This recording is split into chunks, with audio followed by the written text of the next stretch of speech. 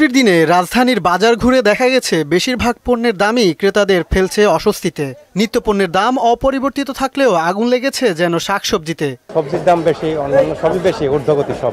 কোনো সবজি 100 টাকা নিচে নাই, কচুরমুখী উঠতেছে 140 টাকা করে। তাহলে সাধারণ মানুষ তো এটা কিনে খাওয়া সম্ভব না।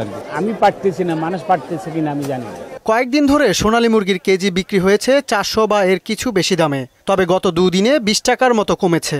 গত সপ্তাহ থেকে এই সপ্তাহ কক মুরগির দাম একটু কমছে, ব্রয়লার মুরগির দাম বাড়ছে, আর দেশি মুরগির দাম আগের টাকা আছে 680 টাকা। দিন দিন বাড়তেছে আর কি বাজারের পরিস্থিতি। অন্যদিকে মাছের বাজারে খুব বেশি হেরফের দেখা যায়নি। খুব ভালো না খুব মন্দ না, একইভাবেই আছে। চিংড়ি মাছগুলো যেগুলো আমরা আগে 1000 ওয়ালটন ফ্রিজ কিনে অনেকের মতো আপনিও হয়ে যেতে পারেন মিলেনিয়াল। সেরা পণ্যের সেরা অফার। টাকা করে কিনতাম, সেগুলো এখন আপনার 1600 টাকা হয়ে গেছে।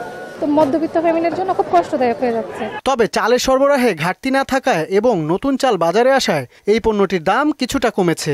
বাজারের অবস্থা ভালো না, যতই শুনি যে কম দাম কমছে তা তো না। নতুন চাল আসার কারণে সব চালের দাম বস্তুপ্রতি কিছু কমতেছে।